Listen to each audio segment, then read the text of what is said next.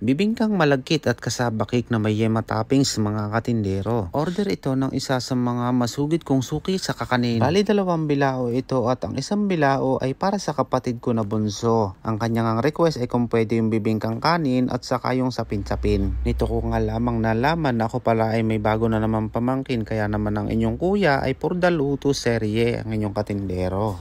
Pagkatapos kong ang hiwain ay isa-isa ko itong inilalagay sa cupcake liner para mas presentable tingnan at napakalinis. Inuna ko nga munang i-prepare dito yung para sa kanya, para kung may mapasobra man ay idadagdag ko na lamang sa isang bilao. Regular oven lamang ang gamit ko dito, kaya naman pa isa-isa ang luto ko. Lalo na't may kalumaan pero pwede pa naman paglutuan at pwede pa rin naman pagtagaan. Bali 20 pieces ng sapin-sapin, 10 piraso ng bibingkang malagkit at saka 10 piraso ng kasabakik ang inilagay ko dito. Biyaheng Bolzano pa ito mga katindero at 3 oras mula dito sa bahay namin ang biyahe sa kotse. At dito naman sa ikalawang bilao ay doble ang bilang ng ikinakamada kong kakanin. Ganito lamang ang kadalasan kong ginagawa kapag nagluluto at iniiwasan ko ang magluto ng marami. Lalo na kapag wala akong pa-order, at nagpapasalamat ako dahil kahit paano kapag may mga pasobra ay nauubos pa rin ito sa tindahan. Minsan nga ay may mga nadating dito at gutom na gutom pagkalabas ng trabaho, lalo na yung mga nagpa-part-time. Pagod talaga at gutom.